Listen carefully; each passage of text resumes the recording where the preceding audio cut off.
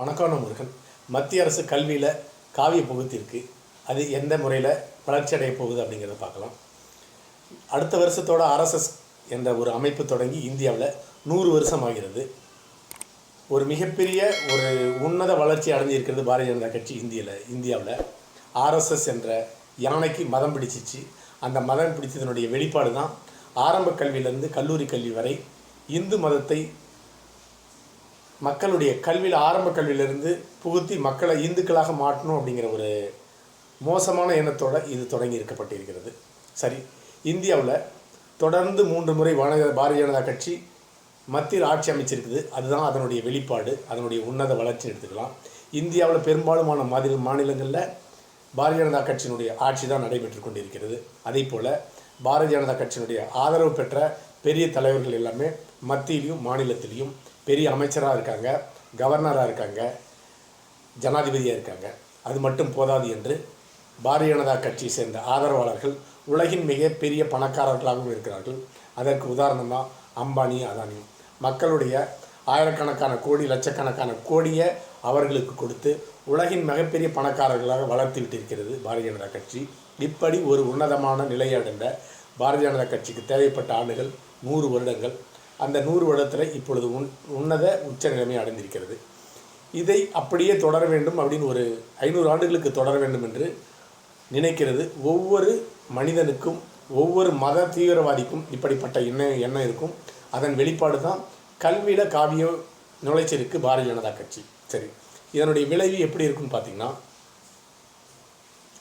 நாடு முழுதும் உள்ள தொடக்கப்பள்ளியில் இப்படி தொடக்கப்பள்ளி மற்றும் கல்லூரியில் ராமாயணம், மகாபாரதம், கீதா, பகவத்கீதை இது எல்லாமே கொண்டு போய் கொஞ்சம் கொஞ்சமாக சேர்க்கிறதன் மூலமாக எதிர்காலத்தில் ஆரம்ப கல்வியிலிருந்து படிக்கிறவனுடைய மாணவன் பிற்காலத்தில் வளர்ந்து ஒரு ஐஏஎஸ் அதிகாரியாக, ஐபிஎஸ் அதிகாரியாக, ஒரு ஆரம்ப கல்வியினுடைய ஆசிரியராக, டாக்டராக, ஏராளமான அனைத்து பொறுப்புகளும் இருக்க உயர் அதிகாரிகள் எதிர்காலத்தில் பாரதிய ஜனதா கட்சியினுடைய, அதாவது ஆர்எஸ்எஸ் கட்சியினுடைய ஆதரவாளராக மாறுவார்கள்.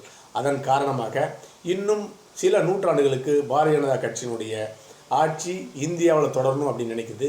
அதனுடைய ஆசை, பேராசை நிறைவேறுமா இல்லை நிறைவேறாத ஆசையாக மாறுமா அப்படிங்கிறது வரலாறு தான் சொல்லணும். சரி, இப்படி வளர்ந்த ஆர்எஸ்எஸ்னுடைய ஆதரவாளர் எதிர்காலத்தில் எப்படி இருப்பான்னு பார்த்தோம்னா, உதாரணத்திற்கு மேற்கு வங்கத்தினுடைய உயர்நீதிமன்ற தலைமை நீதிபதி தான் ஓய்வு பெறும் நாளில் ஒரு வரியை சொல்லியிருந்தார்.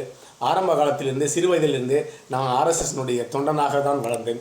இப்பொழுது நீதிபதி பதவியிலிருந்து ஓய்வு பெற்றுவிட்டேன். இனி நான் என்னுடைய ஆரம்ப காலத்திலிருந்து விடைபெற்ற அந்த பதவியை, அந்த பொறுப்பை கையில் எடுத்துக்கொள்ளப் போகிறேன். வருங்காலத்தில் நான் ஆர்எஸ்எஸ்க்காக பணியாற்றப் போகிறேன்னு சொல்லியிருந்தார்.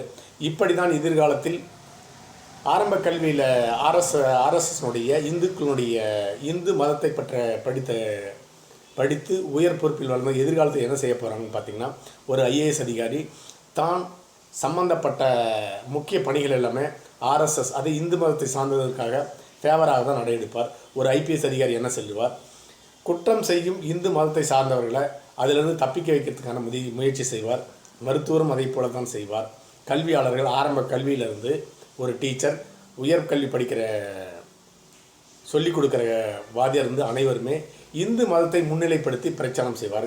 இதன் விளைவாக இந்தியாவில் கிறிஸ்துவ மதமும் முஸ்லீம் மதமும் ஒழிக்கப்பட வேண்டும் அப்படிங்கிற எண்ணத்தில் தான் அவர்களுடைய மனதில் ஒரு விதையாக பாரதிய ஜனதா கட்சி விதைக்க முயற்சி செய்து நிறைவேற்றியிருக்கிறது. சரி, இதை போல் ஆர்எஸ்எஸ் சார்புடைய நீதிபதி என்ன சொல்லுவார், முன்னாள் உச்ச நீதிமன்ற தலைமை நீதிபதி ரஞ்சன் கோகோய் அவர்கள் ஒரு தீர்ப்பு வழங்கியிருந்தார். ராமர் இந்தியாவில் பிறந்ததற்கான அனைத்து சாட்சியும் இருக்கிறது, அதனால் ராமர் கோயில் கட்டுவதில் எந்த விதமான தவறு இல்லை அப்படின்னு சொல்லிட்டு ஒரு தீர்ப்பு வழங்கினார். ஒரு புராண கதையை வச்சு ஒரு 5000 ஆண்டுகளுக்கு, ஒரு 50,000 ஆண்டுகளுக்கு முன்னதாக ராமர் இங்கே தான் வாழ்ந்தான் ஒரு சாட்சி இருக்குது அப்படின்னு சொல்லியிருக்காரு.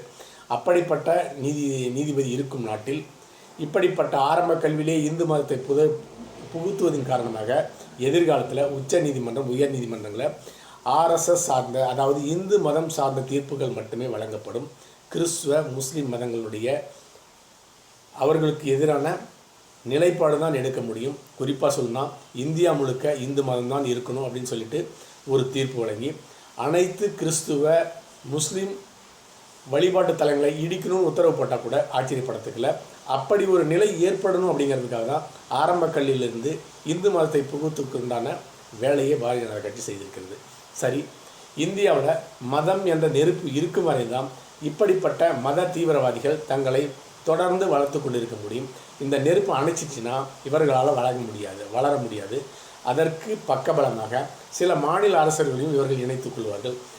உதாரணத்துக்கு திராவிட முன்னேற்றக் கழகம், அண்ணா திராவிட முன்னேற்றக் கழகம், சந்திரபாபு நாயுடு, நிதிஷ்குமார் போன்றவர்களும் அதாவது இந்து மத எதிர்ப்பு அப்படின்னு ஒரு நடைமுறையை மறைமுகமாக பின்பற்றுபவர்களாக இருக்கிறார்கள். இவர்களுடைய ஆதரவை வைத்துக்கொண்டு எதிர்காலத்தில் பாரதிய ஜனதா கட்சி தன்னுடைய இந்து நிலைப்பாட்டை வளர்த்து கொள்ளும். அதே மாதிரி இப்படிப்பட்ட மாநில கட்சிகளும் அந்த மதம் என்ற நெருப்பு இருக்கும் வரை தான் இவங்க வளர முடியும், நன்றாக தெரியும். அதனால் மறைமுகமாக அந்த நெருப்பை வளர்த்துவதற்கு உதவுவார்கள். சரி, இந்தியா மொத்தத்தில் வாங்கின சுதந்திரம் உருப்படி இல்லாமல் போயிடுச்சு. மத சார்பின்மை அப்படிங்கிறது காத்தோட கரைஞ்சி போச்சு. அப்படி மொத்தத்தில் RSS என்ற யானைக்கு மதம் பிடிச்சிச்சு அப்படிங்கிறது தான் உண்மை. அடுத்த பதிவில் சந்திக்கலாம். நன்றி.